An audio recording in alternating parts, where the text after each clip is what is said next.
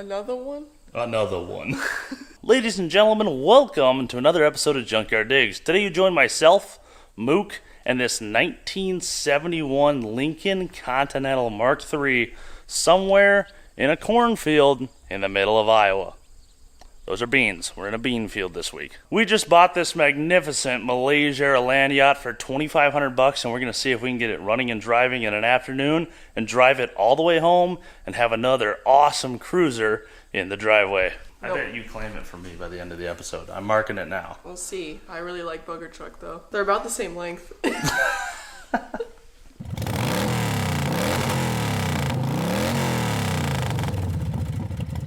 So, as stated, this is a 71 Lincoln Continental. This is the top of the line, the peak of the big car era from the Ford family. I mean, look at this thing. It's got a 1 foot wide door on it, 3,800 buttons, big comfortable couch seats, full instrumentation minus a tack, I believe, but you don't need one of those in a land yacht. There's lights up here. Holy cow. Yeah, I have zero experience with one of these, so I'm really curious to see how this car goes. What'd you find in there, Mook? Switch for an auto dimmer. Oh, yeah, look at that.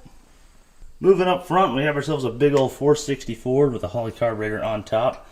Owner said that's new, so that should make life easy. Kind of newer coil at one point. The AC is all in the trunk. Big old battery cables on this sucker. And supposedly, it runs and drives, but needs some brake and exhaust work and just little things to get this sucker all the way home. Let's say, Mook, should we pull her out and get to it? Yeah. Let's do it.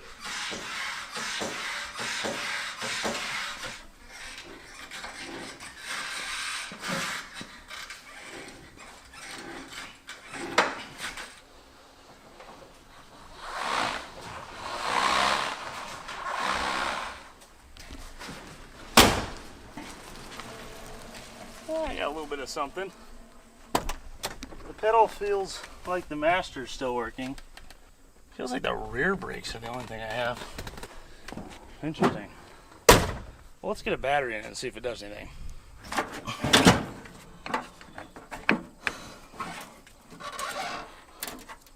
Looks like this ran to the positive side of the coil, so we'll see if we need that.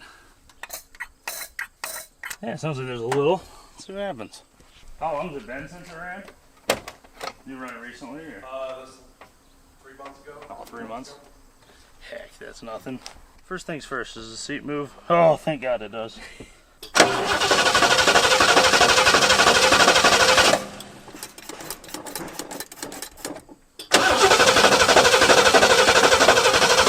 Alright, doesn't seem like we have any spark. Let's try this guy. In you go.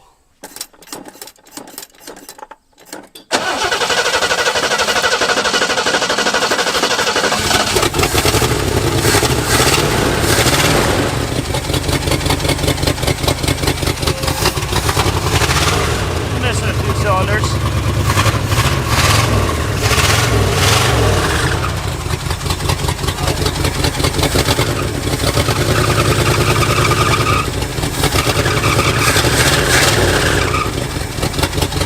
No horn? I don't know where the horn button is.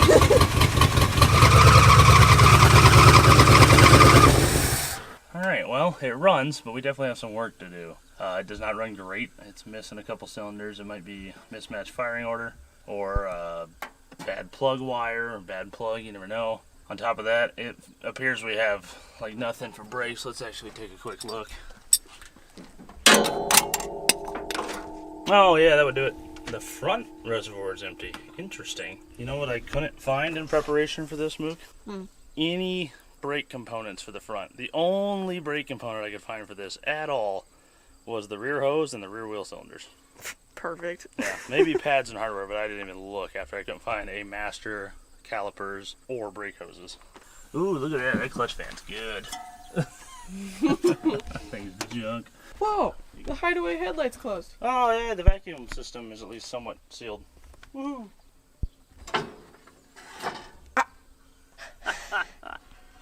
You got headlights too? Yeah, well, 3 out of 4. Yeah, I'll take that.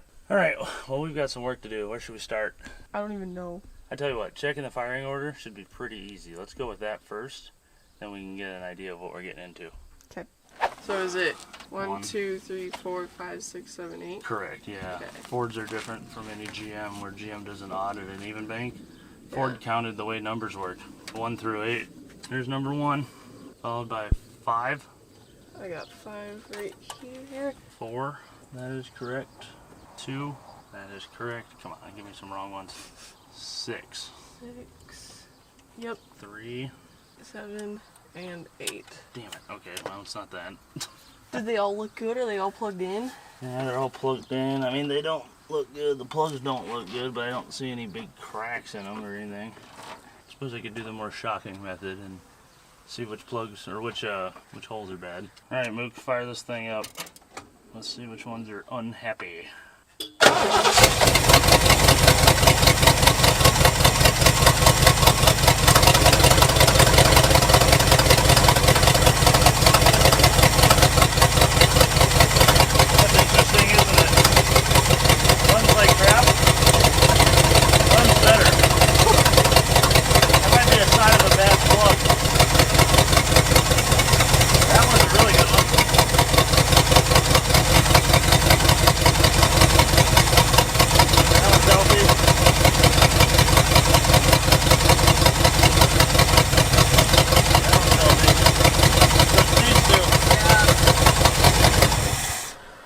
Okay, so looks like these two right here are our weak unhappy cylinders.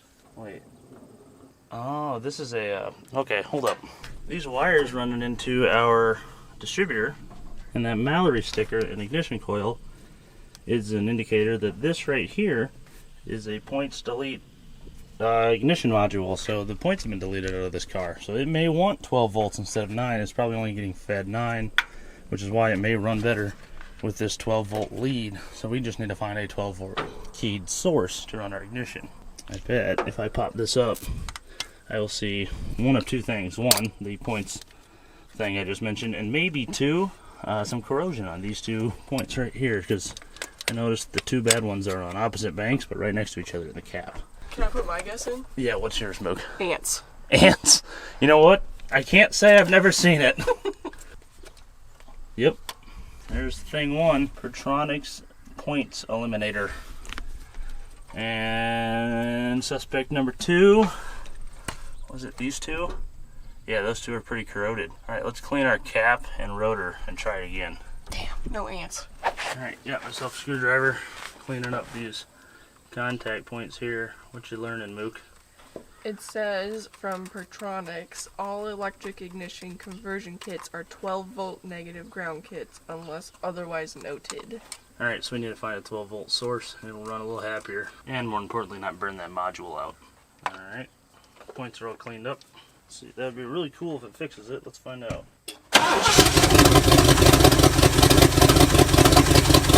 That sounds better.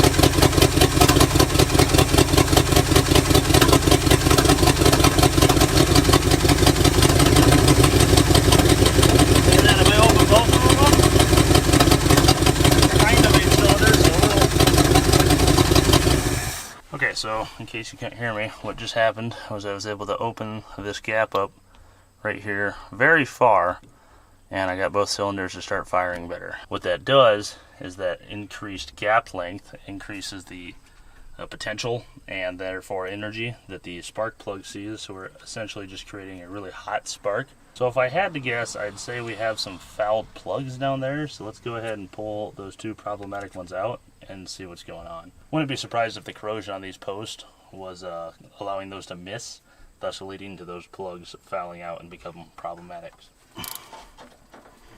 Oh wow, what are these, original? Actually, speaking of original, this motor, according to the receipts that came with the car, is not. Supposedly this got a long block at 97,000 miles, and the odometer says 92,000. So I think she's got a $192, according to the paperwork. There we go. Yeah, he's got a bit of oil on him. He's a little worn out as well. Man, these are the big Ford plugs. No way in hell we're gonna find a set of these. Let's see if we can clean this up, I guess. Are you performing surgery over here? They can have plugs tomorrow or Tuesday. Oh, are they making them? You gotta wonder. harvesting them off the spark plug tree? Yeah, they have to grow them. They're not in season yet, Kevin! It's not spark plug season. No. Alright, a couple minutes with some brake clean and sandpaper. I say that's good as new. I also opened up the gap a tiny bit, so let's go ahead and throw these back in and see if it makes a difference. How's it going, Mook? I feel like it just wants to stay in there.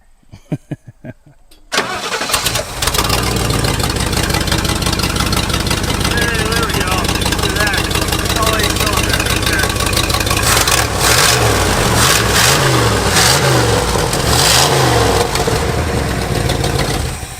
That's a lot happier. Okay, now that that's fixed, let's move on to the brakes. Are you ready for your favorite part? Yeah, brakes. Don't let him fool you guys. Every morning he wakes up and he goes, man, I really hope I get to work on brakes today. Isn't that right, you pish? Those are drum brakes, you know. I love my drum brakes. Which reminds me of a shirt you guys can check out at junkyarddigs.com. I Heart Drum Brakes, along with all of our other excellent merch, to include the Barn Find Bonneville Limited Edition t-shirt. So yeah, go check that out, junkyarddigs.com, along with the I Heart Drum Brakes and everyone's favorite, Have a Beer About It. Alright, I've got some fluid in there. Let's see if we can get these fronts to bleed up. I am very hopeful, to say the least. Alright, step one, since our master was dry, we need to get that bled up. Mook, would you like to do the honors? You just got to do the first, like, 1/4 inch is all. Oh, okay. Yeah, look at that, bubbles. Alright, we'll just keep that up for a little while. Alright, that appears to have got them all for the first 1/4 inch. Mook, go all the way down and oscillate just the last 1/2 inch. Alright, Mook, ready to bleed some brakes? No, yeah, why? Oh, thank God. Alright, down slow. Oh, I hear it moving. Down. Up. Down. Yeah, there we go. Right on my arm. Cool. There. Up. Down.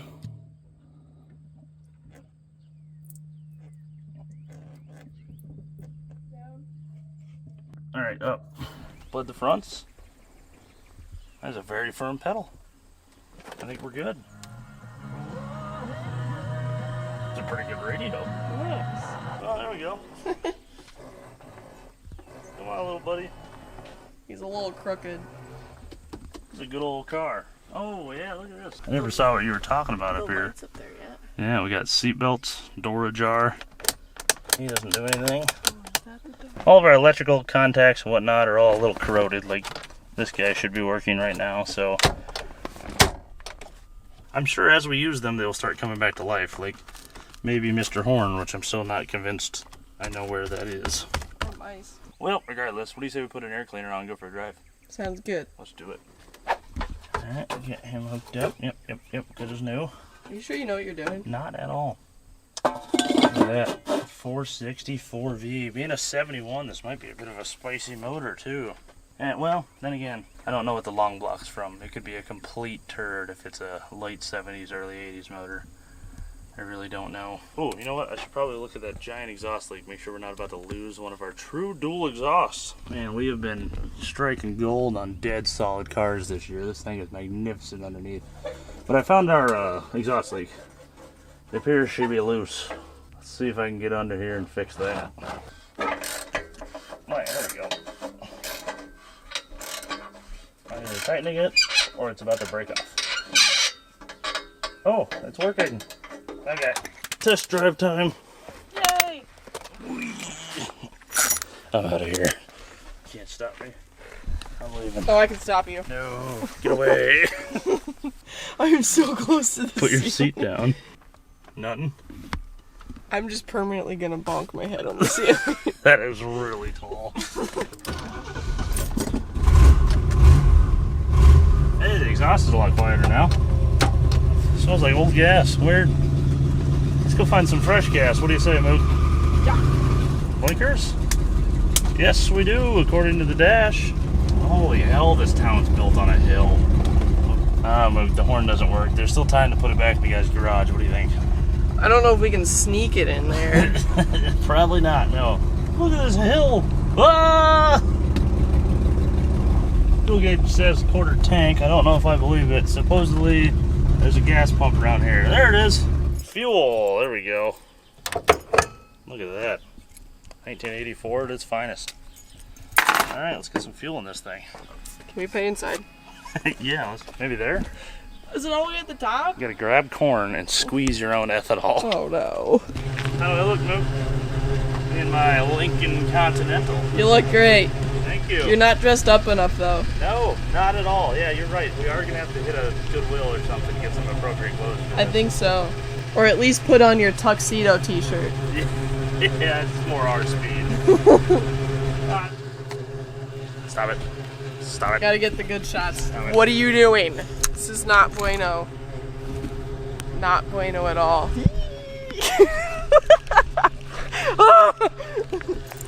have to be fancier. Actually, you need to be fancier because you're driving it. Flower Beard 2.0. 2.0? When was 1.0? When we worked on the big Chevy dump truck on my channel. Look how pretty! Now you can drive the car. Beautiful! Should I get more? There's little berries. No, I think this was plenty.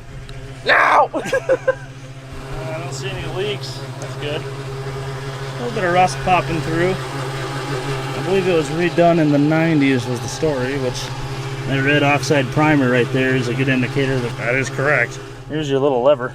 Yeah, I saw that too. Whoa, do that again. No, never mind. What? Boring. What? No, your car's not cool anymore. Sorry. 19 gallons. There we go, Mook. Let's go get our truck and get on the road, I suppose. What you doing? Seatbelts. Safety third. Does this have two center console? Like two armrests? Two armrests, yeah. Holy crap, look at that. Boom. Nailed it. Mechanic.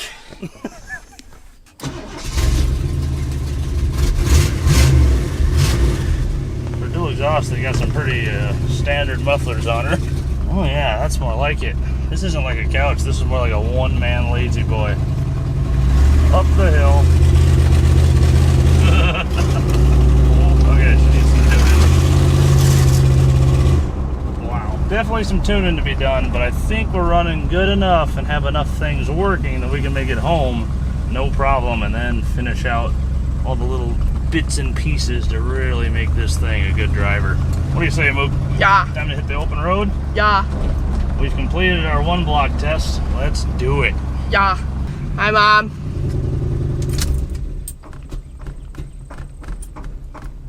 Uh-oh. Transfer slots are way too far open. That is the worst dieseling I've ever seen. Look at it go. Oh! What was that? Something blew up. Okay, maybe we're not quite ready to go. Do we have a temp gauge? It's totally fine. I've never seen anything diesel like that in my life. Okay, dieseling. Finally, we got a car that does it really bad. I've been waiting to talk about this for years. Now, if you've been a follower of the channel for a long time, you know we deal a lot with these bad boys right here, as well as this bad boy right here. Carburetors and ignition, the two things that make cars run, period. 9 times out of 10, your problems lie with this, not this. But in this case, it's actually kind of the opposite of what everyone says. Everybody on the internet and on the Facebook pages and everything say that dieseling is caused by ignition. It is not. Dieseling is not caused by ignition. It is caused by your transfer slots of your carburetor being too far open. And by transfer slots, I mean the idle set screw. Your primary throttle blades are too far open, and it is allowing excess fuel to come into the motor, and that fuel is hitting hot surfaces and igniting. It has nothing to do with the ignition in this regard. In fact, let me show you how little this has to do with the ignition. When the key is off, the ignition is off. It's not even a factor. Let's see if we can get it to do it again. Nope. Come on, girl. Damn it. Okay, I can't get it to do it again. But what I was going to do is come up here and rip the coil wire off and stick my finger into the coil and show you that there's literally nothing happening because the key is off and the ignition, again, is off. Dieseling is caused solely by the presence of fuel in the engine, and the only way for that to get in is for this screw right here, your curb idle screw, aka transfer slots, to be too far open. In fact, these ones are open 1.5 miles. And what that's going to do when you turn the key off is let that extra fuel in, and it's going to combust and do exactly what you heard this motor do. Now the reason that that gets opened up too far all the time is that when someone puts a carburetor on something, they fire it up and the idle is too low, so they reach in and they turn that idle up. That is not how you adjust the idle of an engine. This needs to be set to a square. And what I mean by a square is that the transfer slot, as you can see in this photo, is a square. You can only see a square worth of transfer slot underneath that blade. And when you do that, make sure you ensure that your choke is off by pushing down on the red lever on this side. With that set to a square, you're not going to touch it. You're going to leave it alone. You're going to dial in your desired idle RPM with your initial timing and your mixture screws. That's it. That's all that's going to control your idle on a properly set up motor. Now the reason that transfer slot's usually too far open is the fact that the initial timing of the motor is usually set to retarded. So hilariously, in a way, dieseling is caused by incorrect timing, but it has nothing to do with the actual spark event when the key is off, because there isn't one. It is caused by the fact that no one used the timing light and dialed this in correctly to set their idle using the ignition and the idle mixture screws. They threw a carburetor on, left this alone. It's probably, if I had to guess, this is at like -4 or 0 degrees of initial timing. Dial this back into 8 to 10, close those back down to a square. Absolutely guaranteed it will not diesel. So again, to recap, long story short, dieseling is caused by that idle curb screw, the transfer slot screw, being too far open, which is usually done because the initial timing is set too low, and they do that as a band-aid, and that causes dieseling. With that being said, I'm going to reach in and fire this back up, and I guarantee it will be just fine because I took 2 turns out of that. I bet it'll even idle around the RPM it's supposed to now. This one was just straight up too far open. Shit happens, old gas. It's hard to dial them in sometimes. Much happier. Alright, let's hit the road. I still think it's because you and the engine didn't switch hats. That's why it was dieseling? Yeah, you did it to yourself. Yeah, disregard all. Luke Yep. was right. Alright, cool. 93 miles home. Let's do it. Button there. One more thing before we go. Adding some air to the tires. Courtesy of Ben Pack's new Jack Pack Booster Pack. Been using that for a little bit. That thing's pretty damn nice. Alright, Mook, open road. Let's do it. Odometer says 92,062, which I think might be 192. I really don't know. Right to life. 93 miles home in the lap of luxury. Hopefully I don't fall asleep. This is gonna be easy. Oh, actually, I really shouldn't talk that confidently. I forgot to bring any Junkyard Digs stickers with me, so I cannot guarantee the immortality of this vehicle, and thus I should be concerned about my well-being. Legal disclaimer. Okay, anyway, here we go. Alright, old girl. Let's bring you up to speed for the first time in 12 years. Yeah, a little bit of flat spots in the front tires, not bad though. Got a trial by fire, straight into a turn. Oh boy. Here we go, let's see how the boat floats. Oh, actually, that is way less body roll than the GM's. Interesting. Okay. Does the cruise control work? So, something to do with this thing that says speed and this little nipple. Holy shit. That's not a nipple, it's a light. Look at that. I don't think it works. Alright, well, we'll have to keep the autopilot off and fly it with a live stick. Which, honestly, not going to be a big problem. This thing is crazy comfortable. Let me just kind of settle in here and... First stop sign. Covered in 1,000 burnouts. The wiggliest one I've ever seen. I don't even understand how you do that. Suppose it's only right that I give it a little try. Oh, yep, that's it. That's all it has.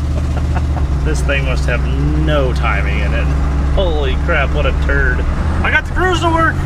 I think this is the cruise button. Holy hell. It works.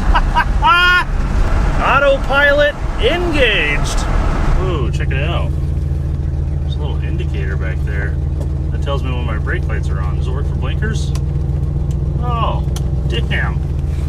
That is fancy. Also, all these up here, as we previously discussed, there's the headlamps and such. Man, they really gave you some fancy shit in this car for 1971. That is impressive. Oh, what do we have here? Nice SS.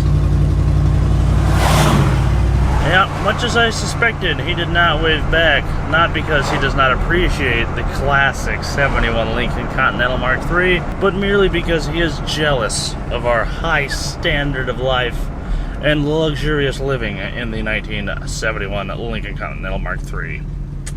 Which, by the way, I just sent a snap of this to my buddy Wyatt, and he reminded me of something.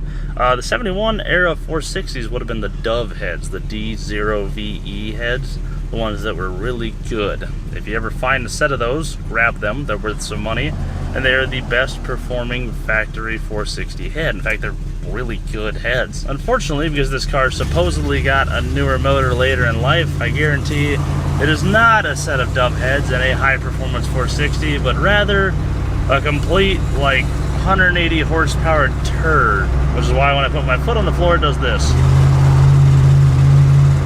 Nothing happens. We just makes more noise and kind of lifts the front. That's about all. The original motor in this car would have been quite snappy, and I'm kind of upset we don't have it in here anymore. Regardless, it runs and drives fantastic, so there's still a lot here to enjoy. Alright, we're going for the pass. Stay out of the secondaries. Oh yes, yes. Feel the power of the big block Ford. It's about damn time we got a Ford-powered luxury cruiser. Seems like Pole Barn and I have had it backwards. He's had a bunch of these, and we've done a bunch of GMs in the last year. Good to be back on this side of the fence. Halfway home, 45 left. Honestly, things are going fantastic. I'm comfortable. I've had the cruise on for 30 miles. I'm just chilling. Man, I used to think these Malaysia era land yachts were just like the worst things to ever grace the earth, but honestly, they're fantastic. They've got a big, strong 4-barrel big block with the biggest transmission behind it. They usually have a huge frame you can throw a hitch on and tow stuff just fine. They're ungodly comfortable. They really don't do that bad on mileage. I mean, the 98 gets like 12 miles per gallon. I suspect this is doing something in that same range, and they're so damn comfortable.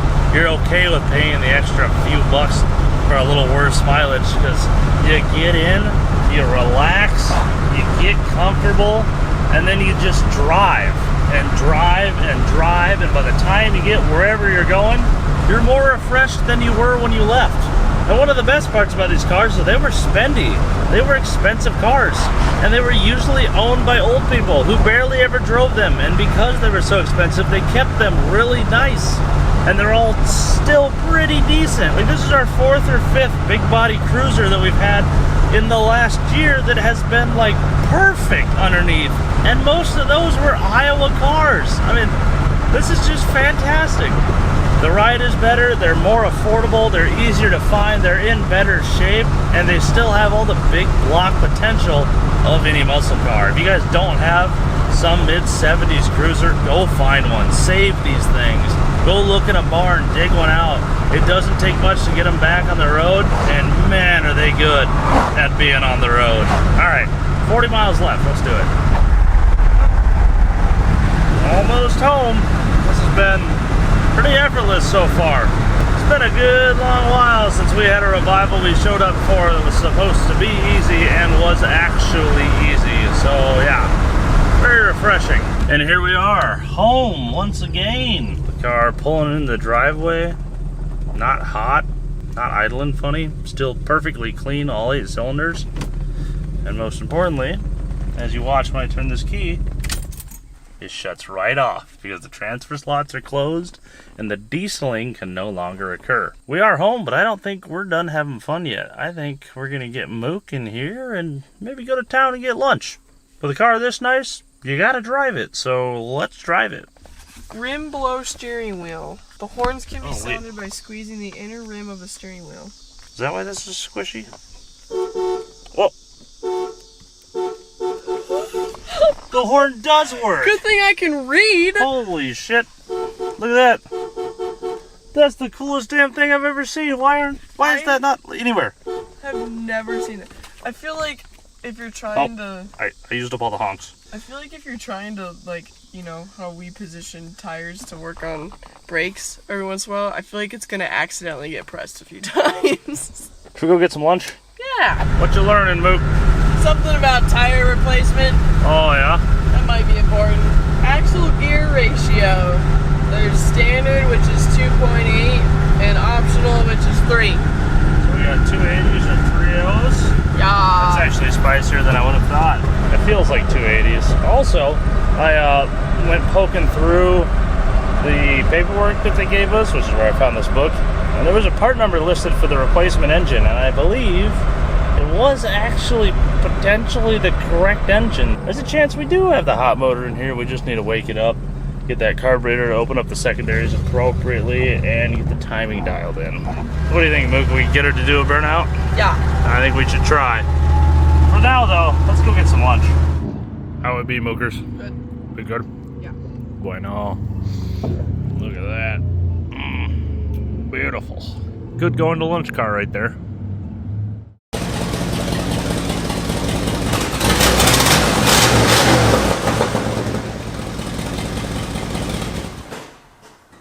Okay, so the Lincoln has made it home, but there's a lot of things to fix on this thing. Alright, 460. Time to bring you back to life. Alright. Tuning. This is going to be fun. As mentioned, we have ourselves a brand new 600 Classic Street Avenger up there. That is a 600 CFM single metering block Holly, so there are no secondary jets. So it's going to get fun when it comes to figuring out why I get into the secondaries and the car falls on its face. Could be a whole number of things. It could be timing, could be bad plugs, could be fuel level in our bowls. It could literally be anything. So to make sure we get it right, we're going to start from the bottom and work our way up. And we're going to start so far from the bottom, but we're going to start with a tune-up on this engine as far as hardware goes. We're going to replace our plugs and wires, and then we're going to go ahead and set our timing. I've got new plugs ordered. They're coming now. Wires are going to be here a little later, so we'll actually throw those on as we go. But for now, as you can see, Angus is pulling our spark plugs out, which look a lot better than they did when we had them out the first time. That's not bad. Like, our cruising AFR is pretty decent with a nice cardboard colored burn. Alright, well, Angus pulls the plugs. I gotta know. I've got the original receipt here for when the engine was replaced in 1979 at 97,000 miles, which is funny because now it's at 92 in San Jose, California car. So our engine part number, as seen here, is D1VE6012ATE. The way Ford part numbers work, and this is what makes it so hard to identify engines and stuff sometimes. C is the 60s, D is the 70s, E is the 80s, F the 90s, so on and so forth. So your first initial is your decade, the second initial 1 is the year, so that's 71. And then V is Lincoln Continental, and E is engineering. So the D0 VE heads, the Dove heads, came on Lincoln Continentals, D0 1970. Now what are these? I don't know. We would have to pull a valve cover and look, but the block supposedly is for a 1971 Lincoln. Alright, good news, quick Google. A 460 is actually stamped on the outside of the head. I'm used to working on small blocks where the engineering code is here on the bottom of the head. And lo and behold, I about can't believe our luck, but those are, in fact, D0VE-A heads, which is the hot performer head for a 460. So this is the right motor for this car, which means if it's healthy and we can get it dialed in, we could bring 365 horsepower out of this motor. Yay! Gross, SAE, not net. But, so, you know, 280 still, 300 horse. It's still pretty decent. Let's see what we can do. Well, we're waiting on parts, so in the meantime, I've been going through our diagnostic manual, and Angus has been looking through the owner's manual, and it took us a bit, but we located the fuse box. It is in the glove box. The power to the cigar lighters. It does not have power coming out. Okay, cigar lighter's blown. Oh, yep, I can see it from here. So it looks like we won't be having any cigars until we fix that. I like how it's cigar lighter, not cigarette lighter. This is a classy thing. Buzzer. Of course, yeah. Buzzer f***ing works. Pop that one out, damn. Of all the things to start working, the damn door alarm. All the fuses checked out besides our cigar lighter. Yep, so no cigar. Our plugs are in, by which I mean in the shop, but we're distracted fixing random things. I am going after that little rear brake indicator outage monitor thing on the package tray. The manual has instructed me it's operated off fiber optics, And when I dug into this corner where it's supposed to be, there's a huge mouse nest that I threw away. And much as I presumed after seeing that, yeah, the mice ate the fiber optic cable. So, damn it. What are the odds that I can make those 2 flush cuts and just like shove them into a regular electrical connector and then the light will propagate through? 50-50. It either works or it doesn't. Today on Junkyard Digs, we're gonna try to fix fiber optics. Remember, kids, call before you dig. Well, it is a far cry from perfection. Because believe it or not, I don't have the equipment to actually properly fix fiber optic cables. But I do have a pliers, which apparently is good enough for about that much luminance. Not nearly as bright as the other side, but you can see that it does something. An arguably diminishing result. Yeah, what? Why is it getting dimmer? That doesn't make any sense at all, but whatever. I'll poke around online, see if we can find new fiber optic cable for that, or just cable in general that I can make work in there. Because the ends shouldn't matter as much versus splicing something in the middle. That's where the problem is. Alright, let's get back to the motor work. All bueno? All bueno. New plugs are almost in. I'm on the last one right now. So now that we got new plugs in, actually at this point, if we wait like 30 minutes, the wires will be here too. Alright, let's wait for them and see what other electrical shit we can fix. Yeah. Yay! Alright, next up, passenger seat. I think most of our electrical issues with like the extra lights and stuff that aren't working are actually that fuse Angus found that's blown. Got a new one coming, don't have any 20 amps on hand. In the meantime, let's see if we've got power to this ridiculous array of switches. Holy shit. If I was a power wire, that would be like the biggest one coming in. There we go. And look at that. Switch works. At least that one output does. Let's test some more. Looks like our switching actually works perfect. Okay, yeah, all our switches work. So it's something in the seat. Alright, well, hindsight being what it is, I really should have checked here first, because I think I found the problem with the seat. It's not plugged in. Looks like someone may have even had it out recently. Those are pretty shiny bolts. Oh, wait, yeah, duh. They said the carpet was redone. Oh, why didn't I think of that? Alright, wires plugged back in.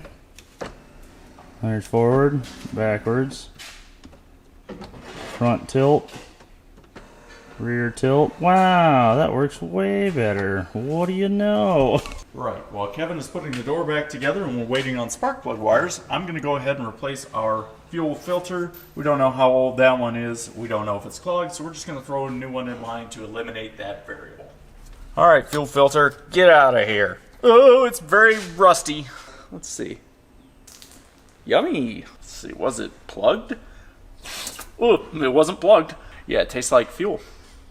Well, regardless, we're going to throw a new filter in there and keep moving with our tune-up. Okay, new plug wires are on. It is time to do some tuning. As you can see, I have our vacuum advance disconnected from the front of the distributor. I like to plug him into the top stud of the carb, the air cleaner. That way I remember to put it back on because I can't put the air cleaner on until that's reinstalled. I've also gone ahead and cleaned off our harmonic balancer, found the 0 mark, and put a line of paint on it at that position. Now, it doesn't matter what engine you have, we're going to do this the same way each time. There is a order of things to go through, and that starts with make sure all your mechanical stuff is correct, such as we have new plugs and wires.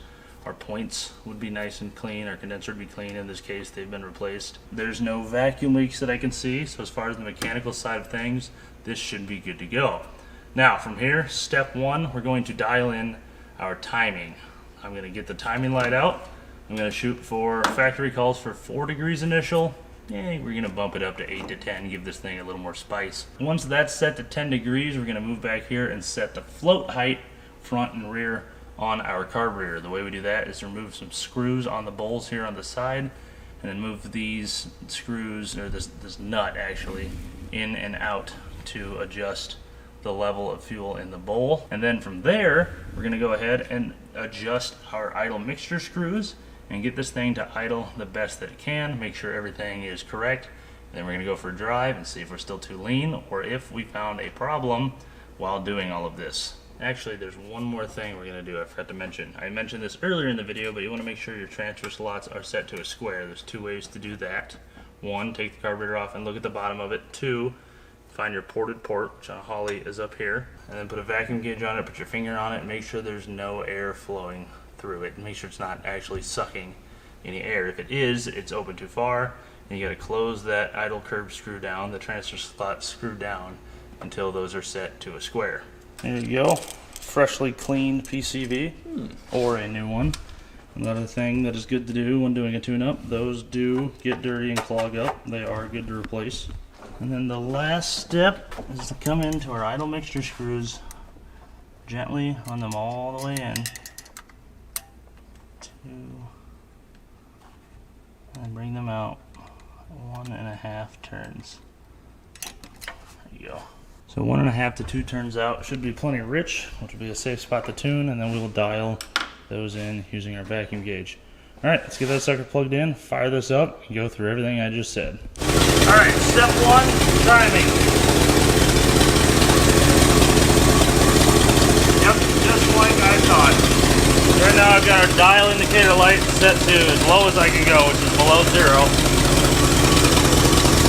And our timing is lower than that, so we're at like -4 degrees timing, which is exactly why that throttle was turned up so high. It was exactly why it was dieseling, because the throttle is open, because of this, and probably where all of our power is.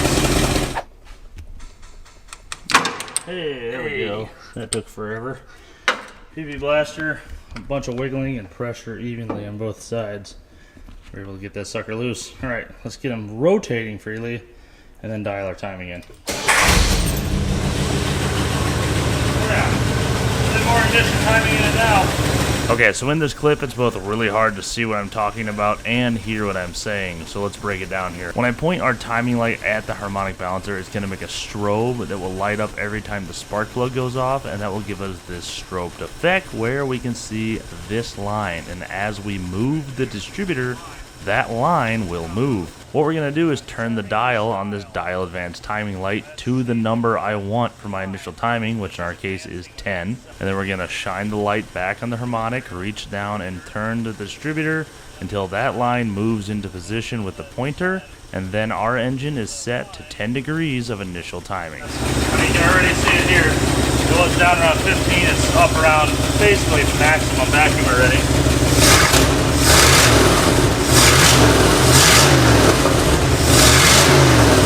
Yeah, already much happier. We haven't even touched anything else. Alright, now that our timing's dialed in, we're going to move on to our float height. I'm going to remove this right here. See how there's just a little crest of fuel right there? You kind of see it pumping in and out. That's actually perfect. So we're not going to touch the front one, but we are going to verify the rears as well. Now this is important because every single fuel pump, even if they're the same brand, pumps a little bit differently than the one before it. So every time you change a fuel pump or put a carburetor on a new motor, you need to set that float height. Very first thing. Alright, let's check the rears. Whoa, that's interesting. Any guesses? For me? No, unless the vent's plugged or... That's about it. Honestly, it shouldn't have made a difference unless it had vacuum in that chamber. There's no reason that would be. Yeah, and it has a vent, so like I'm gonna have to go with the default answer of black magic, science, and a big Anyway, those are set to good enough. Let's go ahead and dial in our mixture screws to get the most out of the vacuum gauge, and then go for a drive.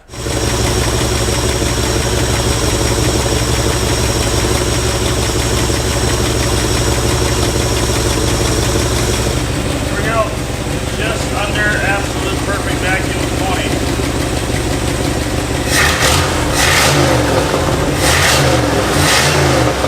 Let's go for a drive.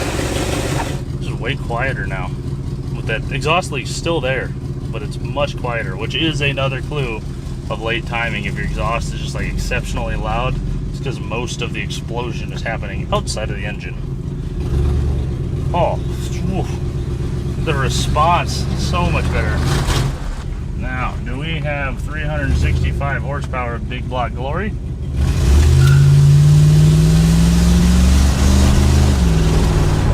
No, but it's closer than it was. She's still cutting out a little goofy, but I do not trust that points eliminator we were having issues when we were tuning where it just stopped running on 4 cylinders for some reason. The fun thing is, it seems like it's lean on the secondaries. There's no secondary adjustment in this carburetor. There's no metering plate. The other fun thing is we still have a rim below horn, which is great, except for it died at the stoplight the other day, and I was like trying to wheel it around a corner. I was just like, honk, honk, honk, honk, honk. Let's see what we got.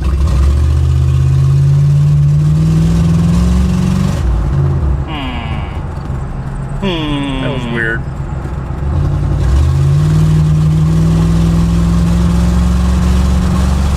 You know what that is? That's an ignition issue for sure. It's not dipping in and out of the power. No, it's just on off. Alright, I've got a 460 distributor at the shop. Let's go stick that in and see what it does. I think that's a great plan. Actually, before we go through all the work of changing the distributors, we brought that jumper cable along, so Angus and I just threw that on. So we're absolutely, for sure, feeding 12 volts from the battery to the coil. Let's see how it does now.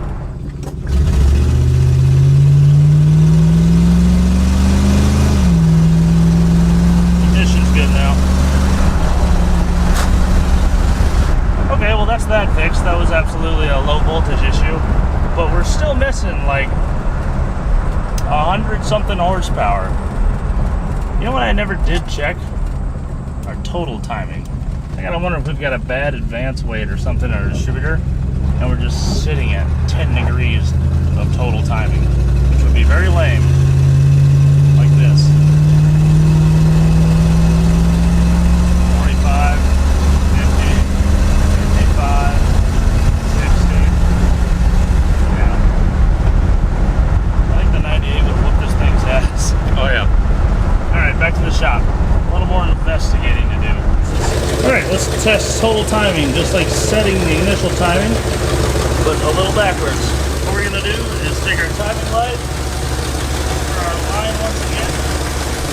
Except for this time, I'm going to have Angus grab it. And as he does, I'm going to turn this dial to chase that line at 0 as he increases in RPM. Alright, go ahead, Angus.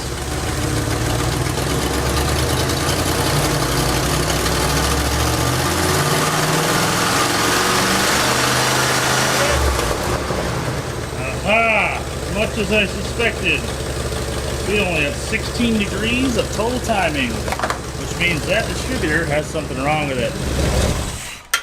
That would do it. This should ideally be up around here, and 20 degrees of mechanical advance missing is a ton of horsepower. Let's pop that distributor apart and either see what's wrong with him, or I think I have a Pertronix back there that we could throw in and just be done with this damn thing. I'm really wanting to put my last good MSD distributor on this car, so let's see if we can fix the weights in here. This is the shitty part about the Ford distributors. They have the weights below everything, and they're just, what the shit, dude? We got 2 mismatched springs. You seeing this? Yep. Well, I'll tell you what, I don't have anything to fix that, so trash can. The MSD goes on. Car's good. It deserves it. Let's do it. Okay, before our MSD distributor goes in, I'm having Angus do a little recurve work on it.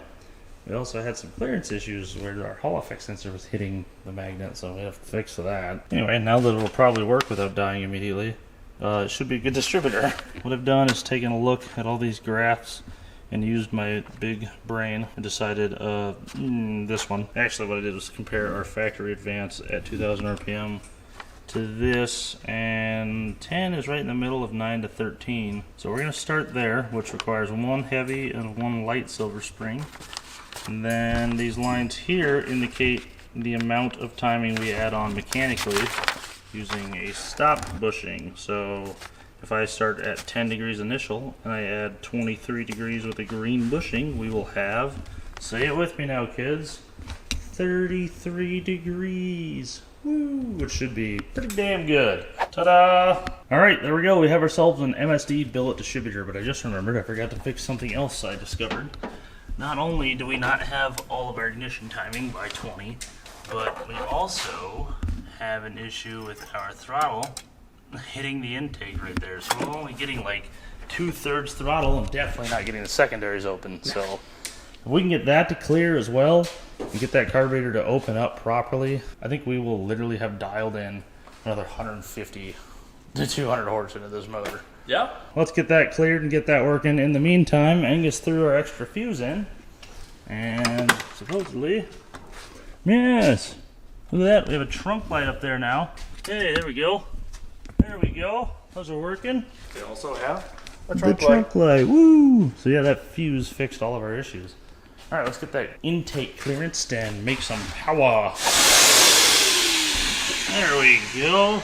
Did a little clearancing on this guy with the old carbide bit, and now look at that. We have from there to there. That's full throttle. Most importantly, that's far enough to open our secondaries finally. So we've literally doubled the amount of air our carburetor and thusly engine can breathe. Here we go. New ignition. Carburetor comes all the way open, and a better air cleaner. Let's see if we make the power we're supposed to now. I bet we do. Alright, one thing we have to be cognizant about is our timing and listen for detonation now that we have a whole new curve, new bushings, new distributor, all that going on, and now we can reach full throttle. So I'm going to lean into this a few times and listen for pinging, which sounds as if you took some little steel BBs, like some steel shot, and dropped it on an aluminum piston, like kind of ting, ting, ting, ting. It sounds like that.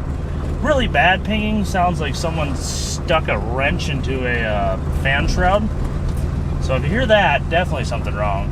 But if you hear light little ticks as well down in there, that's just a little too much timing. It's going to be hard to tell with a big exhaust leak, but at 10 initial, we should be seeing 33 total, which should be pretty safe. So as long as our carburetor keeps up and we don't go lean, it should be pretty good. All right, it's already way spicier. Hi, Mom.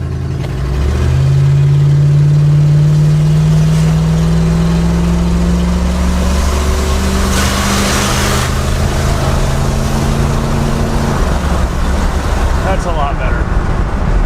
It's not an absolute monster, tear the tires off, 365 horsepower, but it gets up to 60 cleanly and a lot more expediently. Yes, yeah, it's a lot better. We definitely just dialed in 100 horse, but the car weighs so damn much like the Bonneville. It soaks up all 300 whatever horsepower like a sponge. Yep. Just kind of becomes normal traffic. So I gotta ask, do you think this is faster than the Olds 98?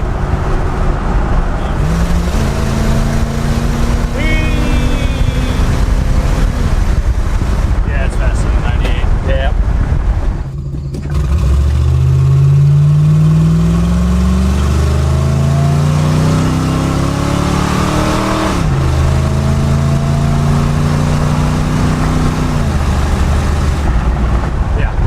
So much better. It's amazing what ignition will do. Like most of that, 95% of our problem was all ignition. We didn't have 12 volts, we didn't have the proper amount of advance, it was just falling on its face. Change the distributor, reset the carburetor back to what it's supposed to be, good to go.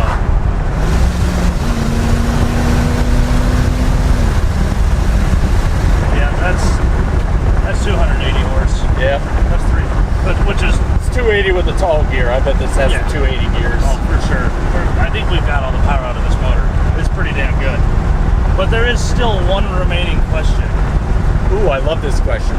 More specifically, I love the answer to this question. Will it do a burnout?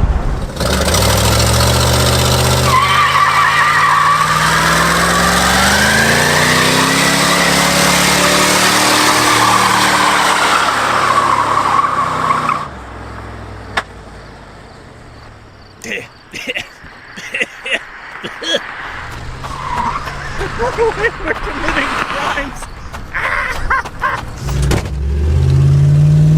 The answer is yes. It'll do a burnout. It'll do a hell of a burnout.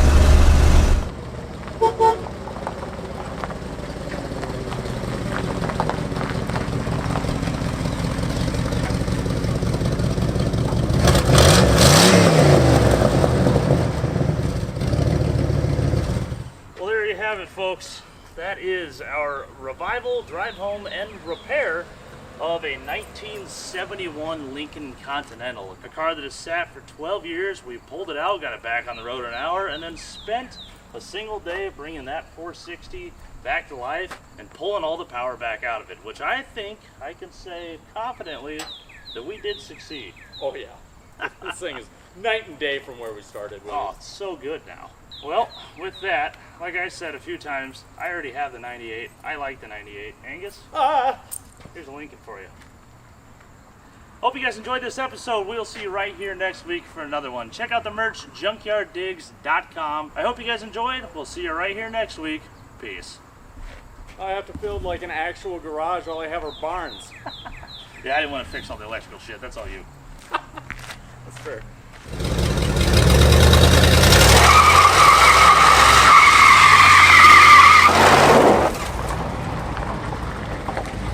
Angus, pick that up. Good job, Mook. Thanks. Good job getting rid of the car. I know, right? Look at me go. Sucker! More shit in his yard, less shit in ours. Yeah!